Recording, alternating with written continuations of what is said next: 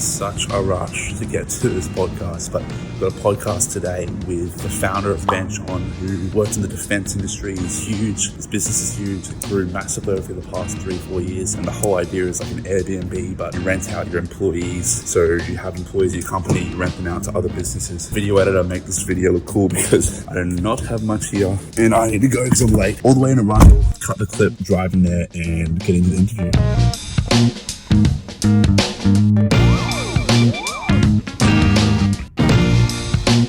Testing.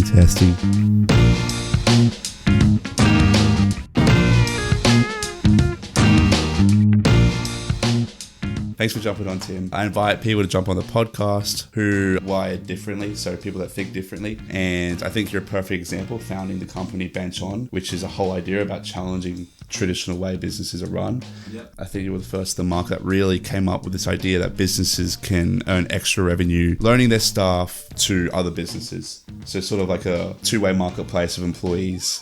Yeah. For recruitment, which I think is insane. First of all, how you doing? No, good. It's a nice sunny morning here on the Gold Coast. It's a brilliant day. Before going into Benchon, which is heaps to talk about there, how was life growing up for you? Well, where did you grow up? Where are you from? Yeah, I grew up in Brisbane, in New Farm. Yeah. New Farm is really close to the city, and back then it wasn't the fancy, suburb it is now. It was, it was a bit rougher, but we had a great life. We were 2 blocks from the river. We caught a ferry across the river to go to school every day.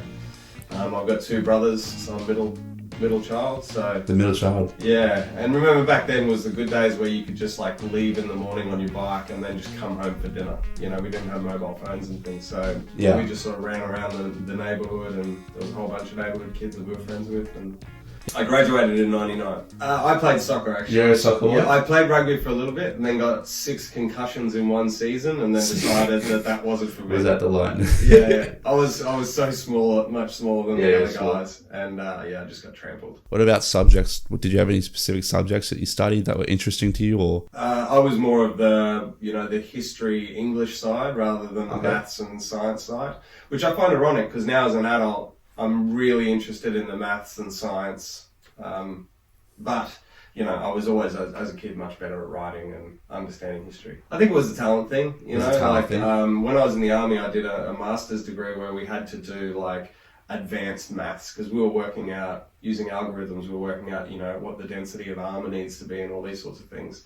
Yeah. So I sort of had to do a massive crash course and catch up on all the maths that I didn't do when I was a kid. Yeah. And I think, from seeing what maths and science can do in practice, that's what, sort of piqued my interest as an adult. What did you want to be when you were younger? Did you know at that stage, or did you?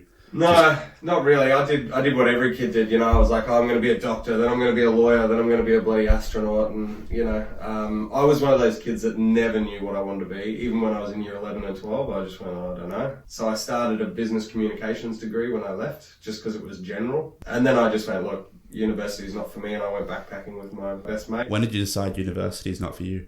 It was about 8 months into the first year, so I just went, look, that's over. So I left and went backpacking with my mate, and then came back, and I decided then that I wanted to run bars and hotels, I wanted to be in hospitality. Firstly, when I was backpacking, that was around Australia. My mate and I had the theory that you can't go and travel someone else's country until you've seen your own. Oh, right. So we travelled Australia. But when I came back from that, I just, I'd been working bars part-time. I was the youngest bar manager on the Gold Coast at 19. For what club, may I ask? It was Bris Vegas.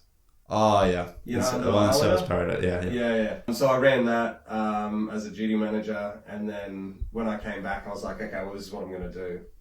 Much to my parents' horror, they paid for private school fees and, to try and give me the best education. And then I went, I'm going to be a bartender for the rest of my life. They wanted me to do more, but that's what I wanted to do at that time. Were you living at home at that period, during that period? No, I'd moved out. You moved out? With mates, and I was living in Broadbeach on the Gold Coast. Right, brilliant. Living the life you expect, working all night and then sleeping all day and then partying all night, and, it was great. It was a great time. It was a good time? For a young guy. And how long did that go for, working in the bar?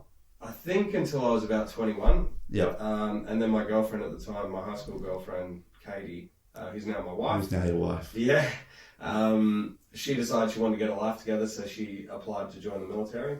And me being a supportive boyfriend said, I'll apply with you just so you've got someone there, that I can go along to the interviews and things. And it turned out that she didn't get in and I did. She wanted to be an officer in I think it was the Army.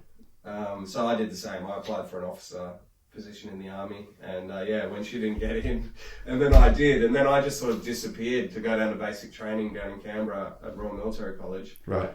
And just left. And she didn't come with you, or she No. she stayed at home and you? Yeah, well, she was only my girlfriend, Right. we weren't going to pay for her to move interstate when we weren't sure. So we just sort of had a long distance relationship, I Right. guess, for about a year. And then when I was a year into my officer training, I had 6 months left to go. So we got married at Christmas time, so on the 19th of December, at the end of that first year of officer training. And then she moved down to Canberra. So the Army's really good at upskilling, training, giving you constant career progression. Yeah. So you might go in as a troop commander. So that was the first thing I did as a lieutenant was as troop commander. Yeah. Which means I had 45 soldiers and I had to manage them and lead them, which was an amazing experience for a young guy. Lead them how? Well, you're as an officer, you lead them on their missions and on their training, and I mean, you are the leader of that group. Like on field? As in when you're out in field fighting. Yeah. Like you give the orders and you come up with the plans, and that's Was there a lot of pressure on that, or? huge amount of pressure.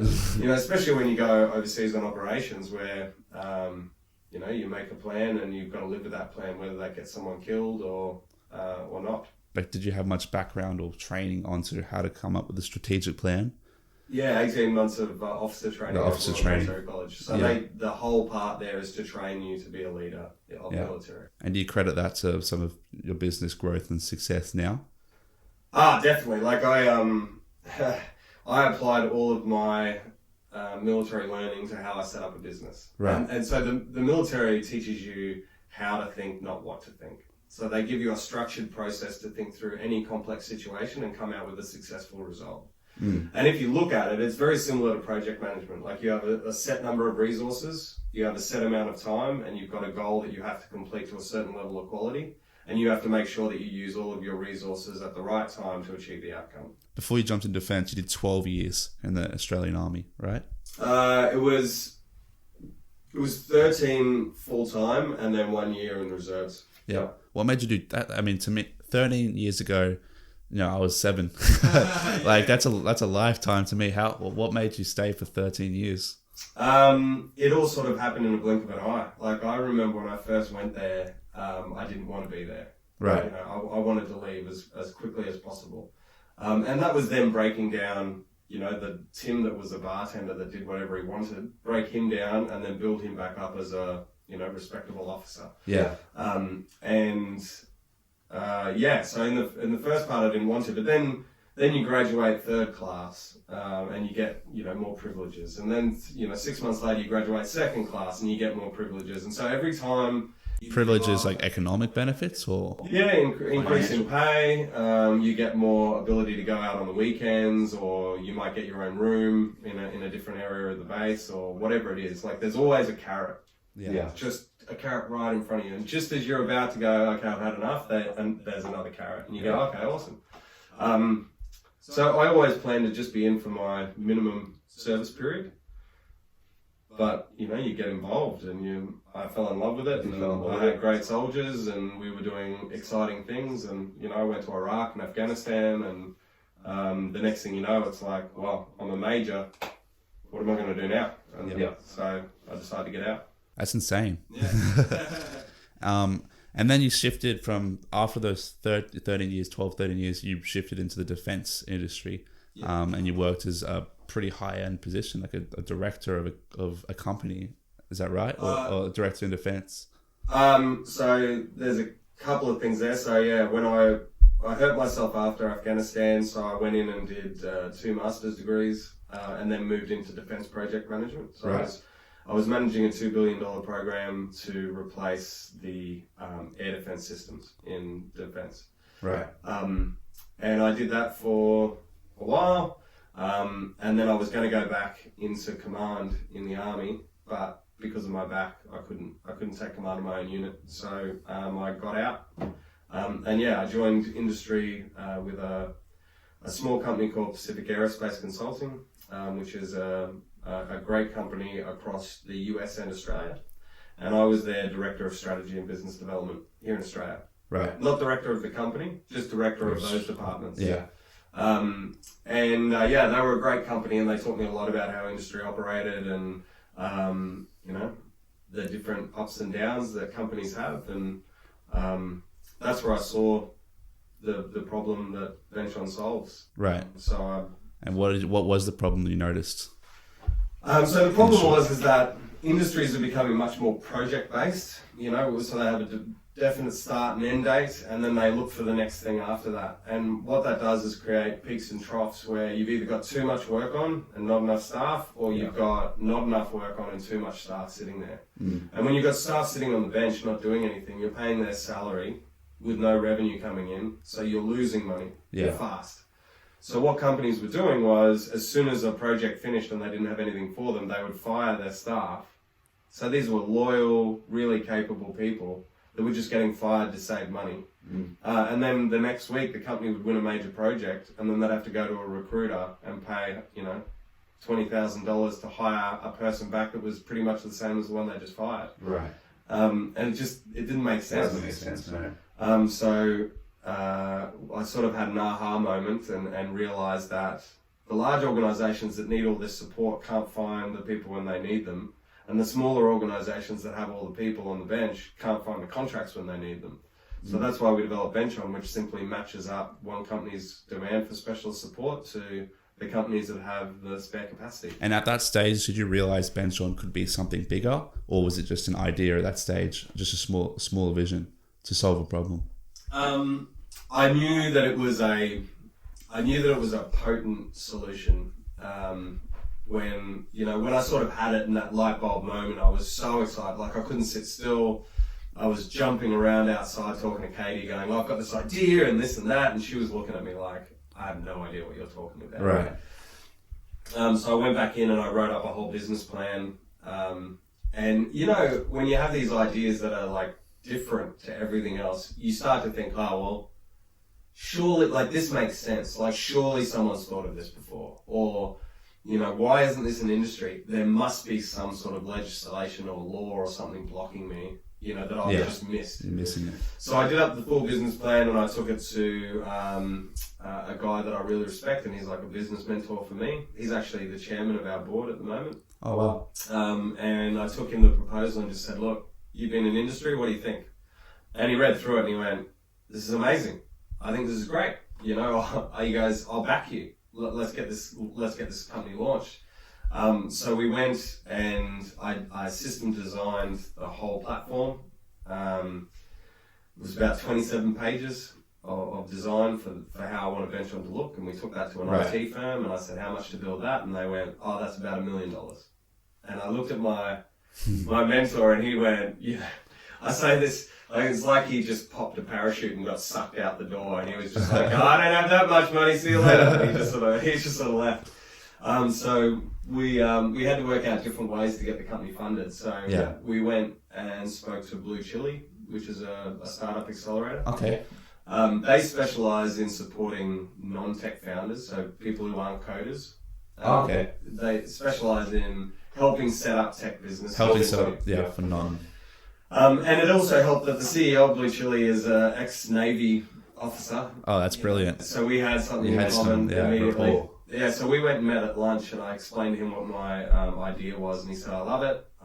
He put me through their process. I spoke to their head of startups and told him, and he was like, yep, I love it. I then had to do a validation boot camp and test the theory. How do you sell someone on your program? On maybe your first 15 people kind of trusted you on the idea, but how do you sell someone that doesn't know you or Benchon, the brand? Yeah, well, it was an evolving process. So when I first started, I used to talk very industry specific, subcontracts, peaks and troughs, blah, blah. And like it was all very industry specific language. Right. And it wasn't until I went on the Mark Boris podcast, on Podcast One. Right. And like he's someone that I look up to a lot, and I follow all his stuff.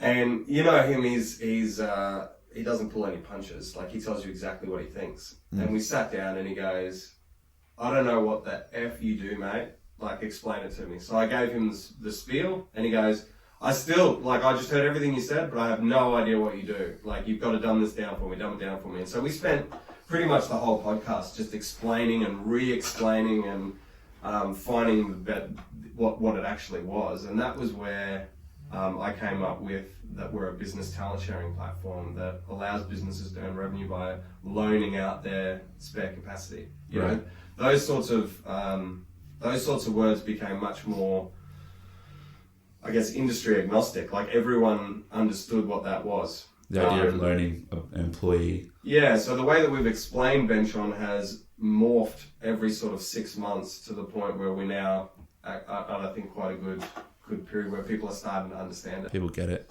I also like to do I remember I told you over the phone, like the 5 quick fire questions. Oh, yeah. Right, where it's sort of, you don't have time to think. Yeah.